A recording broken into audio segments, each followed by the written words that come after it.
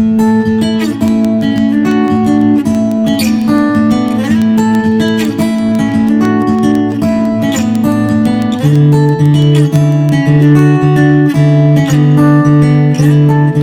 good evening. Thank you for being here tonight. Can everybody hear me okay? I can hear myself too loud, it seems like. Well, I'm Ken Johnson, CEO and President of Hutchinson Regional Healthcare System, and I certainly want to thank you for attending tonight. We hold these first course meetings each month, as many of you know, the third Tuesday of the month, and we focus on a medical subject to try to help communicate things you can expect as you might be dealing with a disease process or dealing with a interaction with your physician or the hospital. Our program this month is called Surviving a Brain Attack, Race Against the Clock. So we're going to talk about the signs and symptoms of stroke, what to expect when you arrive at the hospital, and the steps and professionals that you might meet that might be involved in treating that stroke. We have a panel of experts tonight, folks that have a lot of information that they're going to share, and I'm going to introduce the panel to you. First of all, I'm looking around for Sheldon. He's over there. Oh. So first of all, we have Sheldon. Sheldon is a telerobot. I'm sure they'll discuss the high-powered nature of the equipment that is. We also have, I'm going to step over to the side, Dr. James Isaac. Raise your hand. You probably already know Dr. Isaac. He's been with Hutchinson Clinic since 2000. Also joining us on the panel is Terry David, behind me. He is the director for EMS for our healthcare system. And then Beth Swabauer, who's a nurse from our intensive care unit. Bobby Starks, over there with Sheldon. She's from our education department. And then we have a representative from our rehab department, Chris Ast, over here. And then also sitting over here on the floor, they wouldn't let her on stage, Julie Moore, who is a nurse from our clinical quality department. So I think you'll enjoy the presentation tonight. Thank you again for being here, and I hope you have a good evening. Thank you. Yeah, good. Well, how does this work? Big crowd tonight, and no heckling from the back, Dr. Maloney. Let's see. Okay, well, to start out with, we need to go over kind of the scope of the problem here.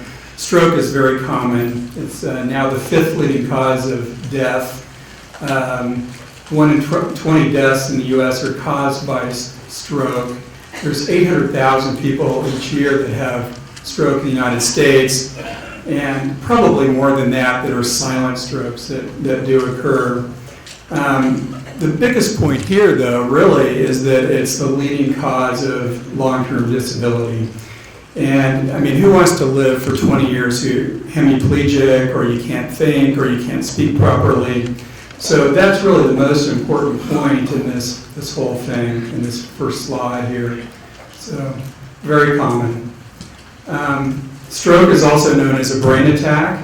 I like the word stroke, but you can use brain attack. We need to, act very quickly when you have symptoms of stroke. And this occurs, a brain attack is when you get no blood to a certain part of the brain. And when that happens, it deprives the brain of oxygen and other nutrients. For example, glucose, which you need oxygen and glucose in constant amounts all the time. Otherwise, the brain cells start dying in a few minutes, and it can be very devastating. To go over the different types of strokes, TIAs, or transient ischemic attacks, is a warning sign of stroke. And that's when you don't get quite enough blood flow to a certain part of the brain temporarily. Usually it lasts only for a few minutes. If it lasts for longer, even a few hours, oftentimes on MRI scan we see a frank little stroke. But TIAs is important because if that happens, you need to seek medical attention promptly. The other major types, really the major types of stroke, is hemorrhagic stroke, occurring about 15% of the time, 15% of the time where the blood leaks into brain tissue. For example, an aneurysm could leak usually around beneath the bottom part of the brain, and someone would get headache abruptly in that situation, and you need to think of that. The other type would be just leaking into the parenchyma of the brain, or the main brain substance, and usually that's from hypertension occurring in the deep parts of the brain, but it can occur superficially too at times, but that's leaking of blood out of the blood vessels, the arteries. The major stroke syndromes are ischemic stroke, where you don't get enough blood from a clot that wedges into an artery. And as you can see here, of the figure on the right, if you get a little clot in the artery, there becomes a wedge-shaped area of stroke. So you lose function in that particular area. Okay? So, question: somebody comes to the ER, or preferably they call EMS. We get them to where right away to make a decision on whether it's bleeding or not bleeding, that type of stroke. You can't answer this, Dr. Melanie. This isn't for you. You're not listening anyway, so.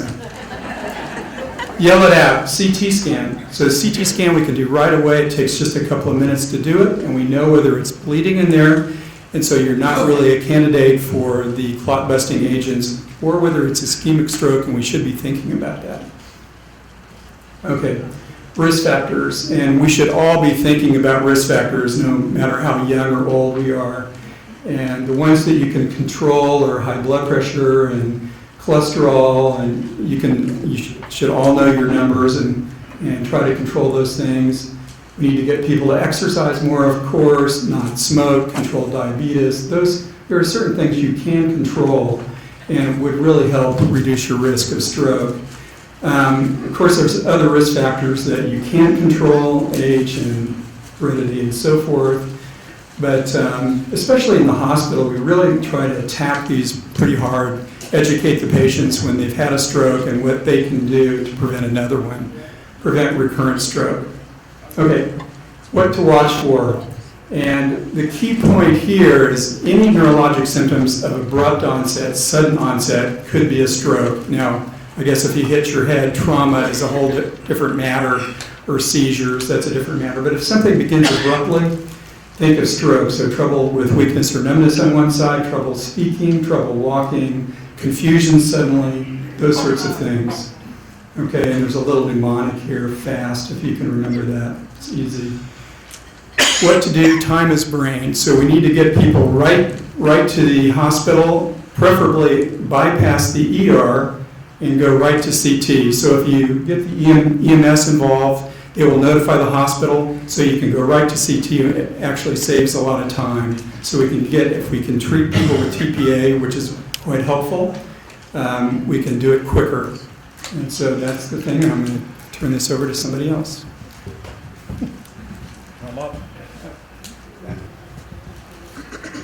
How many of you have ever had to call 911? Raise your hand. Look at the number. 911 is really important. They're going to give you some figures about what a significant difference that makes to bring the help to you rather than you trying to get in the car and come out here.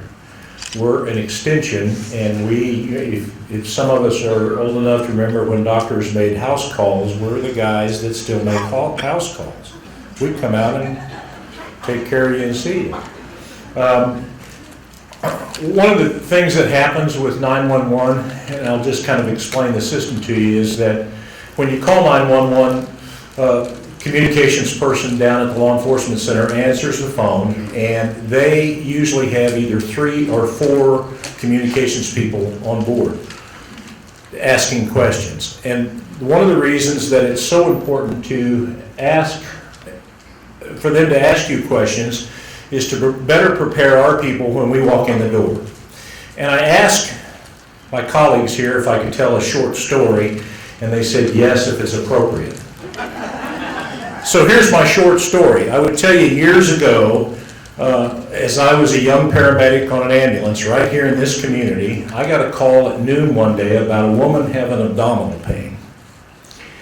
And so we responded to the call, and when we got to this place that we were going to, they said, well, she's back here. And so when I got back to the bedroom, she was laying on the bed, and there was a little head coming out. So she was having abdominal pain. But I would tell you that we have equipment on the ambulances that are made up, pre-made for any type of emergency. And of course, we have OB kits that are all made up. It's got all the equipment you need to deliver a baby. Well, guess where that was at? Yeah, exactly right. It was out in the truck. And so I literally got into position and helped deliver this baby. And mom was fine, baby was fine. My partner came in and looked with eyes that went whoop, like that. And short story long, I had another case over in South Hutch several years later where I got an opportunity to deliver a baby. And the difference is that we had lots of information from communications that was telling us exactly what was going on. And so we took the OB kit in, we involved Dad, and they had a couple other kids that we involved in that whole process, and I can tell you the difference was remarkable, not only from a healthcare perspective, but for mom and dad and the patient. So one of the things that sometimes people ask is you get frustrated when you call 911 because they're asking you 100 different questions. They're not hesitating sending help. When you call 911, it's a medical emergency of some type, and our people want to come out and help you. Somebody will be asking you the questions, but another dispatch operator will be dispatching fire and EMS and all the appropriate resources. The reason they ask you all those questions is for very much the reason I just gave you. The more information our people have before they arrive at your home, the better off they're going to be to train and to take care of you and to make the appropriate decisions and get you out here as quickly as they can with treatment en route and give you the things that you need to do to speed that whole process up. And as the doctor said, time is brain cells, so that's really an important thing. One of the things that we need to know are these listed right up here, the last known well time, when you were symptom-free. If you have weakness in your arm or you have difficulty speaking, and sometimes it's a family member that's giving us that information, but those are important things for our people to know when they walk in the door, because it gives us a time reference. Current list of medications. It's very important that sometimes that, a lot of the medications and the treatment they give out here for strokes are somewhat dependent, of course, on some of the medications you're already taking. And that's not inclusive to strokes, it's with all your medical conditions, is that some of the things that we carry about 40 medications on the ambulance, and some of the things that we can give you can have some adverse effects. It's really important for us to know what you're taking currently. Blood pressure medicine, if you have hypertension or some of those, that's really important for us to know. Allergies to medications or food, and of course past medical histories. The doctor referenced that little sneaky thing called TIAs. If you've had one of those before and you haven't called your doctor, you haven't called 911, and you've had a couple of those in the past, that's pretty important stuff for us to know, because that's a precursor telling us that something more serious might be going on. That big fat guy on the cot is not having a stroke. I just happened to be close to the emergency room when this happened, and they grabbed me and threw me on a cot. When we get there, we're going to assess your symptoms, make sure you're stable for the transfer. We're going to do a great number of things to you at the home, sometimes even before we leave. We'll take your vital signs, put you on oxygen. If necessary, gather some blood for blood work, maybe run an EKG, and our job is to kind of look at the whole big picture to figure out exactly what's going on. If our people think that we're having a stroke type incident, well then we're actually going to call what they call a stroke alert. And that really, in the emergency room, that's the red light that comes on in the emergency room where they think, and we do the same thing with heart attacks, we do the same thing with trauma. But with a stroke alert, that lets the physicians in the emergency room as well as all the ER staff know that, oh hey, this is a high acuity thing that we've got to address right away, and it kind of gets everybody on their game. Much like the dispatch gives us information, we're giving that information to the emergency room so they can best take care of you when we roll through the door. Valuable time's what it's all about. And with that, I'll pass the baton. Mercy, my turn. I'm going to talk a little bit about what happens when you come into the ER, and Terry already gave a good introduction into that. But it's very important when they know that or they identify that it could possibly be a stroke, and they do alert the emergency department that there's a stroke alert. And what that does is that the ER then sends out an alert throughout the hospital. So from ICU, which is where I'm from, the charge nurse will respond. The supervisor responds and brings our friend Sheldon, and X-ray responds and lab comes by. Now EMS is probably going to, if you're coming in by ambulance, EMS is going to have collected your lab already, and we'll just hand that off to the lab personnel that respond. X-ray is going to be there waiting, and you will just bypass going into a room. So when you come to the emergency department, you'll swing by. The nurse from ICU, like myself, would stop and just ask you a few simple questions. The physician will ask you a few simple questions, and we'll send you right off to CT, where you'll go accompanied by a nurse to get that CT scan, which doesn't take, doesn't take very long. It gives us an idea of whether you have a bleed or not, because that would be a contraindication for one of the medications that we can give you. So that's the primary reason for doing that. While you're gone to CT, which only takes a few minutes, we're back in the room getting ready with Sheldon. We've made a contact with the physicians that are going to be talking to us on that machine, and we're waiting for you back in the room when you come back there. This is just a indication of if you come into the emergency room by yourself or if you come in by EMS, and the difference in time. It's 27 minutes difference between the two, right? So on the blue is if you come in and drive yourself to the emergency room, and the red is if you're coming in by EMS. And so that's how much faster we can reach you and get treatment started. Part of that because we start part of that in the ambulance when you're on your way in. When you get back from CT scan, you won't be alone. We keep plenty of people in the room, so don't be alarmed. It can be quite alarming to you and to maybe your family when they come into the room and they see there's 4 or 5 people standing around the room. Around you. But one nurse is going to be doing a stroke scale, which is a scale that we do, and we'll demonstrate it here for you in a little bit, to give us an indication of where you are in that neurological state. There's going to be a nurse probably starting a second IV site, because we need 2 IV sites. There's going to be a nurse aide or somebody hooking you up to the EKG monitor, the pulse oximeter, a few other things. So there's a bunch of people in the room, and I guess our main focus here is we just don't want you to be scared that there's a lot of people in there, because there just takes. We all have our own rules, and we get to work together to get things going for you. These are our neurologists. We have Dr. Isaac, who you have met here. He's board certified in psychiatry and neurology, specialty of neurology, subspecialty vascular neurology, and clinical neurophysiology, and American Board of Electrodiagnostic Medicine. And then Dr. Maloney is sitting in the back of the audience, seeing if we're on key, I guess. And he is board certified in psychiatry and neurology. His areas of interest are clinical neurology, movement disorders, seizure disorders, cerebral vascular disease, neurophysiology, multiple sclerosis, and Huntington's disease research. So this is where we're going to go to the... Okay. This is Terry wasn't having a stroke, but I also happened to be in the right place at the right time, I guess. And so Terry and I posed with Sheldon to show you how this is set up. And this is what it would look like. You're going to be on a cot that looks just like that. We're going to have the head of your bed up so that you can see into the screen.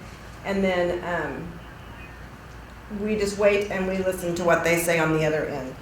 We do partner with Wesley Care Telemedicine. It's actually... They're pretty much statewide or multi-statewide is what they go through, and they have a place there that helps to dispatch calls. Most of the physicians that we talk to on this come from the Denver area.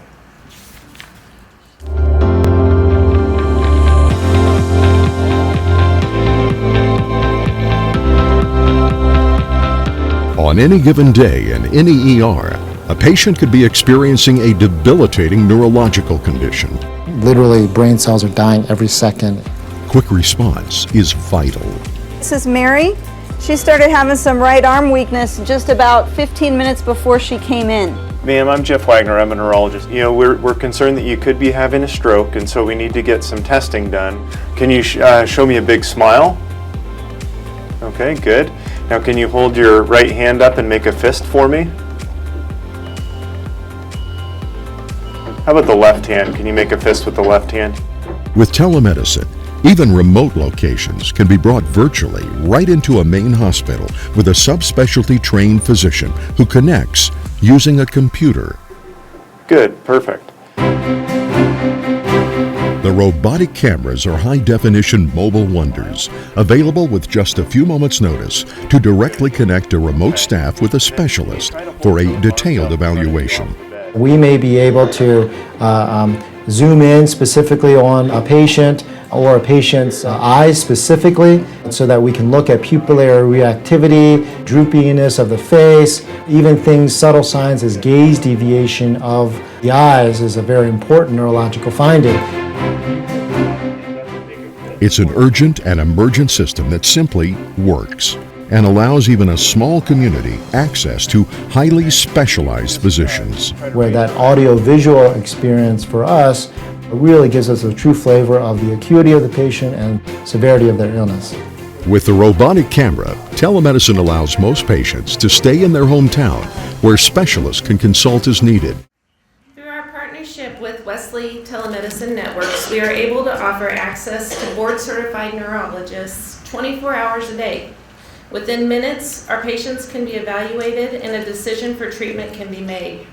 Today, we're grateful that Dr. Emily Lampe of Blue Sky Neurology Physicians is available via telemedicine to demonstrate one of the screens that she will go through, or the neurologist will go through with our patients when they arrive to the emergency room. Hi, Dr. Lampe. Hi, can you guys hear me?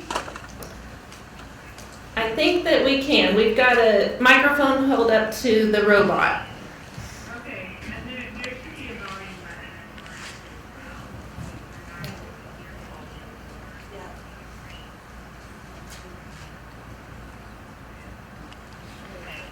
There you go. Is that a little better? Yeah. All right, good. Hi, everyone. I didn't know it was a big audience. So I see a patient sitting here. Do you guys want me to do a stroke alert for you? I'm alerting them on stroke alert here? Yeah. Yes. Okay, all right. And what's my patient's name? Terry, your name. I'm Terry. Terry. Hi, Terry. I'm Dr. Lampe, the neurologist. Hi. I'm worried you might be having a stroke, so I'm here to evaluate you, okay? Okay. So just kind of follow along with me. Now, I would typically get a lot of the story from the nursing staff, and a lot of times I would ask the people what brought them to the hospital. So, Terry, what brought you to the hospital today? I've been having weakness in my right side, which now both sides. I've been having weakness in my left side for a couple of days, and it's getting progressively worse to be able to grasp something. I just feel weak on my entire left side. Okay, and when did you say your symptoms started, It sir? started yesterday morning. Yesterday morning, okay, well,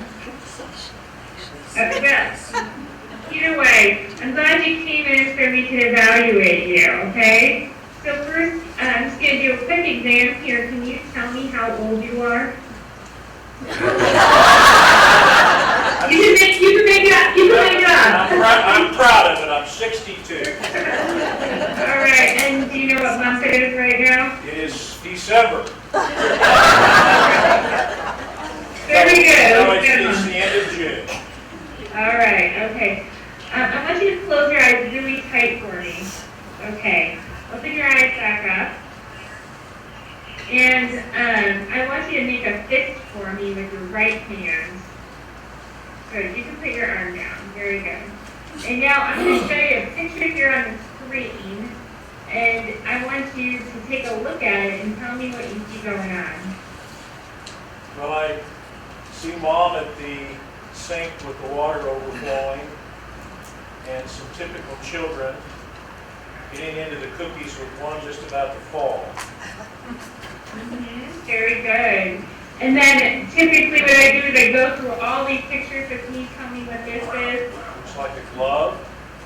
Good. And you don't have to go through all these pictures, but I'll show you guys that we have all these are the stroke cards that we go through for patients who are having strokes, and they kind of get harder and harder as it progresses. And then at the end, we have cards for patients to read out loud. So can you read that out loud for me? You know how. Very good. And then they get progressively harder. And then this helps us figure out whether a patient's having a dysarthria, so difficulty forming words. So can you say that out loud for me? Mama. Good. And then there's more words that are kind of difficult to pronounce in different ways. So that kind of goes through all of those. So that's kind of one part of the exam. Now, this is how I assess your eye movement. Can you, looking straight at the camera, move your eyes all the way over to your right-hand side for me? So don't move your head, just your eyes. There you go. Now all the way over to the left-hand side for me. Good. Look back to your teeth. Show me your teeth like this. Good. Stick out your tongue for me. Good. You can put your tongue back in. Can you lift your right arm up off the bed for me? Good. And I would have a patient do that for a full 10 seconds, and then try to touch your nose with your fingers right there like that. There you go. Same thing on the left side. You can't remember if you're having left or right weakness. It's left. It's hard to go with the left. And then do that for 10 seconds, and then I have you touch your nose like this. Okay. And then lift your right leg up off the bed for me. Straight up, and keep it up there for 5 seconds. You don't have to do a full amount. You put that down, and then the same thing I do on the left leg. That's more difficult. A little weaker, huh? Yes. All right, and so we do that. And then I typically need a nurse or someone else to help me assess about sensation, and then if I'm really concerned about visual fields. So we don't have to go through that whole thing. Although there is someone who's a willing participant. And usually by that point in time, just by doing that simple of an exam, I can get a great idea on whether a patient is truly in fact having a stroke or a different etiology, which is sometimes the case. And it really helps us know whether TPA is appropriate, whether the patient is an appropriate candidate for some of the new issues that we do with our thrombectomy, taking the blood clot out of the blood vessel. And kind of what to do with the patient when they go to the hospital or whether they can go home. So it's very helpful for us as urologists, and I hope it's very helpful for the ER docs and the hospitalists who also care for our patients. And it's cool, I can zoom all, if you guys want to see, I can zoom all the way, I don't know if you can see this, I can zoom it right, really close, I can do that, and I can move it all around, see that, and I can talk to the family members by doing that, so that's a lot of control with the camera. So it's a nifty tool. I hope that helps you guys. I don't know if you would like that. Thank you very much. You're welcome.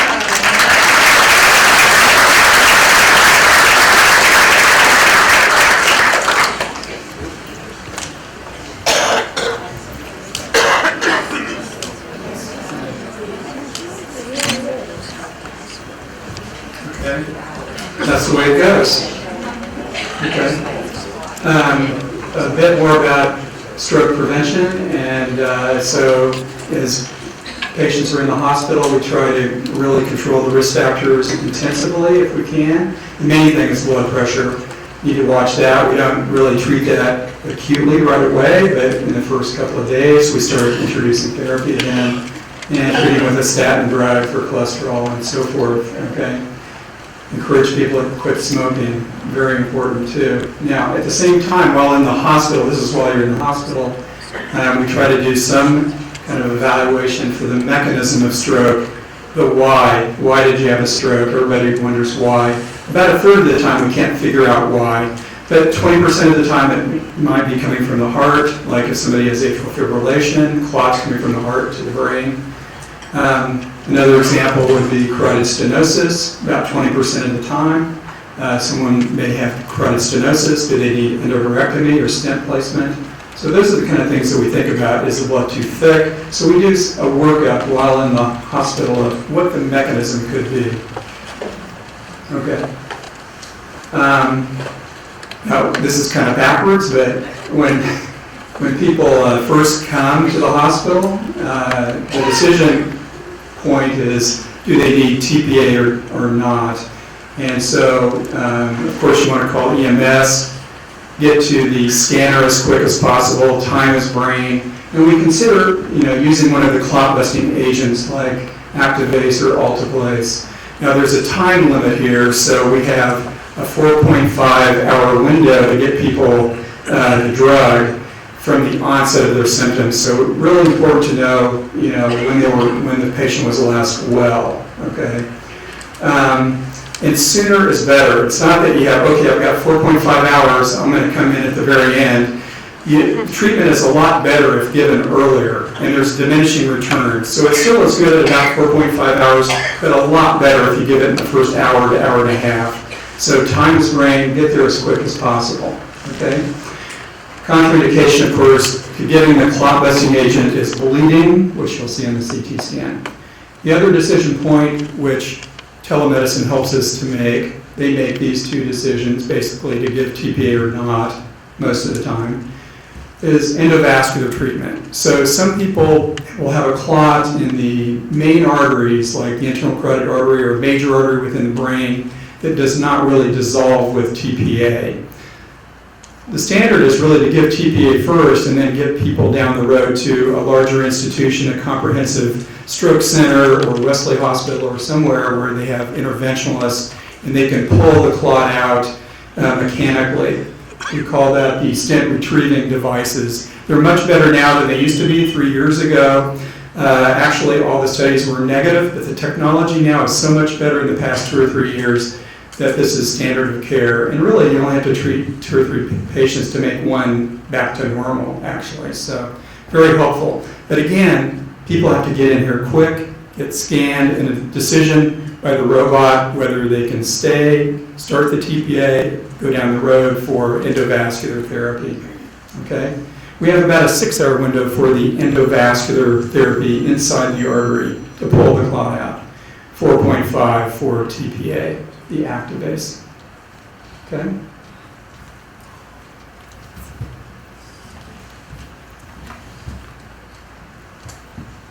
Once we've finished everything up in the emergency room and decided that you're going to stay here, you'll either be admitted to the intensive care unit or our telemetry unit, most likely. And it depends a little bit upon whether or not you received the TPA. If you didn't receive the TPA, you can go to both of those places. If you receive TPA, you have to come to the ICU for at least 24 hours. And that's where we're going to just monitor you very closely over the next 24 hours especially, and until we get you moved on to rehab. One of the first things that we're going to do to you, and it may happen in the emergency department, but before we can give you any medication, one of the first screens that we're going to do is do a swallow study with you. We're going to give you 3 ounces of liquid of water, and you need to swallow it in one gulp, and if you don't choke, then we're all good. So that's how you understand it, but if you don't choke on it, we know your swallow is okay. We can go ahead and give you the aspirin and some of the medications we need to give you safely. So if it wasn't done in the emergency room, it will be done in the ICU. If you are wanting water and we're not giving it to you, that's probably why, is because we haven't done that study yet. So we do that quickly.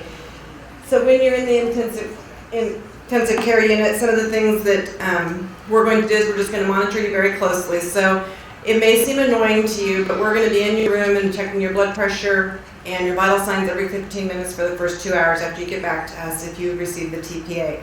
And then after that, it's going to be every hour for the next 24 hours. Now, a lot of our machines are automatic, so they'll be taken not necessarily when we're in the room, but some patients find it a little annoying that their blood pressure cuff is going up so often, but it's real important that we keep a very close eye on that. If you've received the TPA, we're going to check your scale again like the doctor did on Sheldon. We will check that again as soon as the TPA is in, and then we're going to check it again. We're going to do neurochecks every hour, but we'll check that again when we either dismiss you or if there's any change in your neurostatus. So we're going to be doing neurochecks on you every hour. If we just identify any changes of any kind, then we'll do another scale on you at that time and convey that to the physician.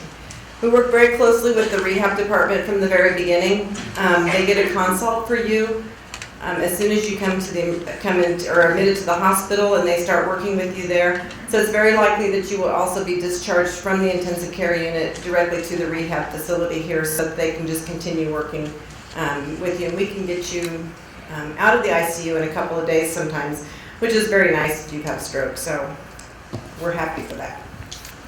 Rehab. So, once you're medically stable, we're going to get therapy in the room.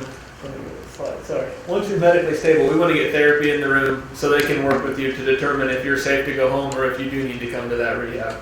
So once you are stable, we're going to get physical therapy to come evaluate you. They're the ones that are going to check your strength, see if you can transfer, ambulate, walk down the hall safely. And then we'll also get speech therapy in the room if you are having some of that slurred speech, if you didn't pass your swallow test, or if you are having some cognitive or deficits or confusion. We want to get speech in the room to see where you're at with that. And then we'll also get occupational therapy to come evaluate you, which is more of your activities of daily living, which is your toileting, bathing, dressing kind of stuff, just to see how you're functioning with that. And if you're not deemed safe to go home, that's when we come in.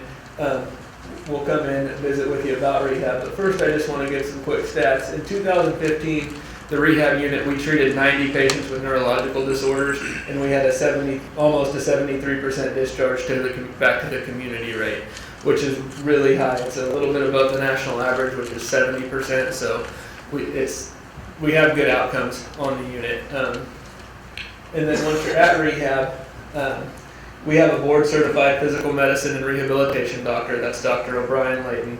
She specializes in rehab. She'd be the one that oversees your care, and then we can also consult, neurology and the hospitalist, internal medicine doctors, whatever specialty or doctors are available to the hospital, they're available right there on the rehab unit because we're located up on the 4th floor. And then once you're there, it's a minimum of 3 hours of therapy a day, 5 days a week. It sounds like a lot, but it's broken up into 30, 45-minute sessions throughout the day. And some of that's going to be if you do need speech therapy, some of that's speech therapy. Then the rest of it's split up between the physical therapy and occupational therapy. So 3 hours sounds like a lot, but that's only 3 hours. You have 21 hours to rest the rest of the day, is what we always tell people. We do have RN oversight. We have 24-hour nurses. An RN is on the floor at all times, and we also have aides. We have the social worker there who helps with discharge planning. If you still do need a little bit of therapy once you get home, home health or outpatient therapy, they help set that up for you too. Average stay for a stroke on our unit last year was 13.6 days, which again, that just depends. It's going to depend on how many deficits and how low function you are when you first get there. Maximum length of stay for a stroke that we see get approved for Medicare, private insurance now is about 3 weeks.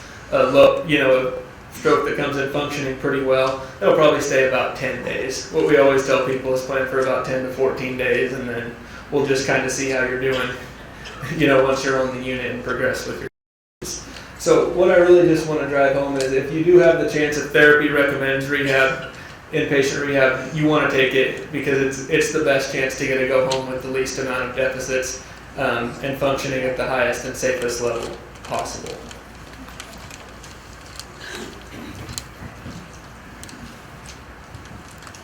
Really, our primary focus of the stroke program at Hutchinson Regional Medical Center is to get you home and better, or in the condition that you came in before you had the stroke.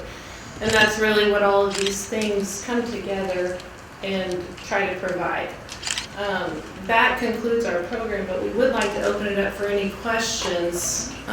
We have a microphone, so if you just want to raise your hand, we'll come to you. All right. I'm going to bring it over to you guys. You know the drill. You talked about medication needing to know right away.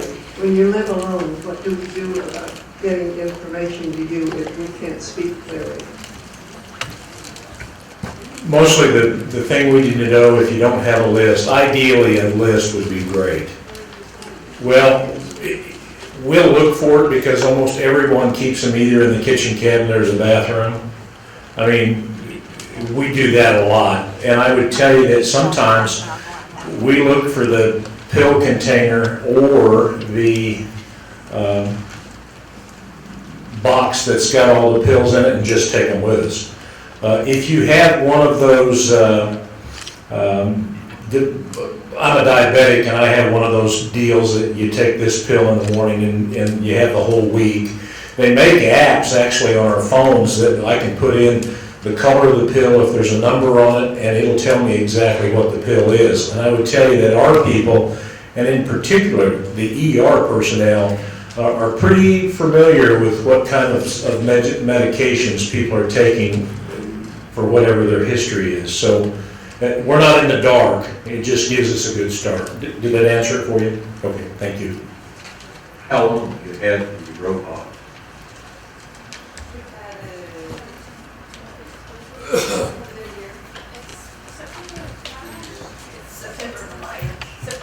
We're trying to think. I don't remember when it came. September of last year? So we started in September of 2015, so.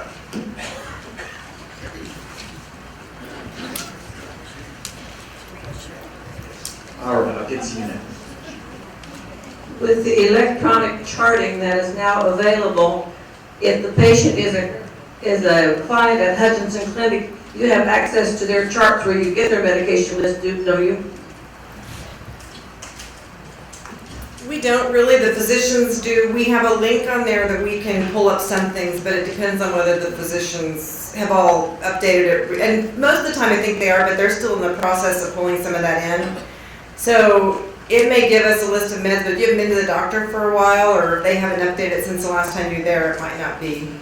But if you've been in the hospital, we can use that too, and we can ask you about that when you get there. Someone also suggested you can tape a list to the back of your front door and then point to it, and then it's rare some people have done that, so. You used to have the bottle of life in the refrigerator. Right. I remember being told that if you're having a problem, if you can take an aspirin right away, that would help. Is that just for heart conditions or is that for strokes also? We're not sure about stroke in that situation. I wouldn't be opposed to it. It's not going to matter whether you get, the clot busting agent or not if you take aspirin, so that would be fine.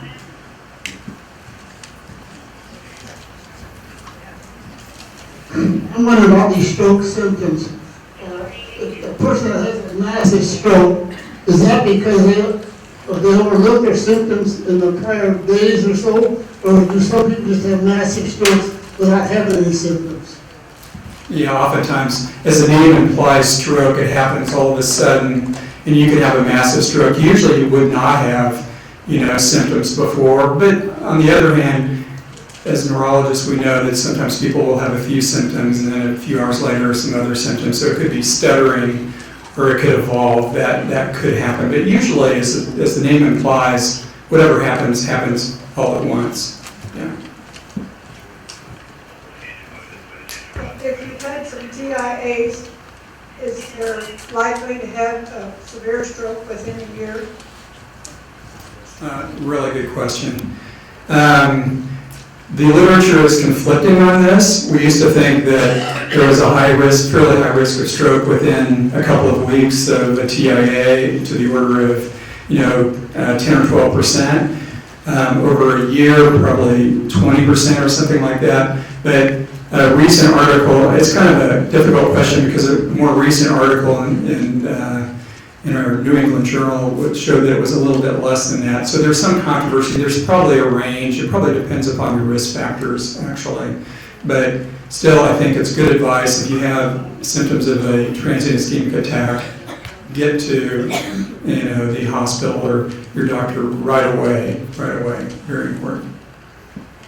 All right, well, it looks like we have all of our questions answered. If you have any more, feel free to come up and talk to these guys. They'll probably at least answer a couple, right?